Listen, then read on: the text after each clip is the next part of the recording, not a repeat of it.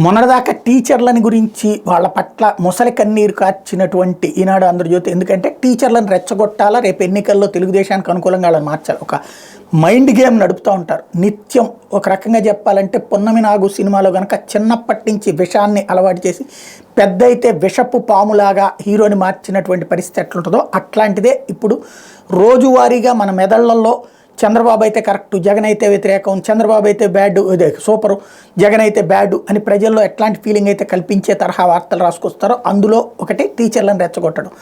ఆ టీచర్లు రేపు పొద్దున ఏదైతే పోలింగ్ బూతుల్లో ఉంటారు కాబట్టి వాళ్ళని రెచ్చగొడుతూ, ఒకప్పుడు వాళ్ళని పచ్చి బూతులు తిట్టినటువంటి పత్రికలే ఇప్పుడు వాళ్ళని హైలైట్ చేసుకోవచ్చు. అయితే ఇప్పుడు అర్జెంటుగా మళ్ళీ వాళ్ళు విలన్లు అయ్యారు. ఎట్లాగా 12 ఇప్పుడు ఎలక్షన్స్ ముందు సాధారణంగా బదిలీ చేయించమని రిక్వెస్ట్ చేస్తుంటారు, చేసేస్తాయి ఏ గవర్నమెంట్ లైన్. చంద్రబాబు టైంలో కూడా జరిగినాయి. ఇప్పుడు అట్లా 1200 మందిది బదిలీలు జరగబోతున్నాయట. దాంట్లో లంచాలు తినేస్తున్నారు, దీని వెనకాల పెద్ద కుట్ర ఉందంటే రాసుకొచ్చింది. అంటే వాళ్ళ నోట్లో మట్టి కొడుతుంది. ఇట్లాంటి చూడగానే ప్రభుత్వం ఆపేయాలి. అప్పుడు ఆటోమేటిక్గా వాళ్ళందరికి కోపం రావాలి. అప్పుడు వాళ్ళందరూ జగన్ని దించాలా, చంద్రబాబుకి అనుకూలంగా అవసరమైతే దొంగ ఓట్లు ఇచ్చాలి.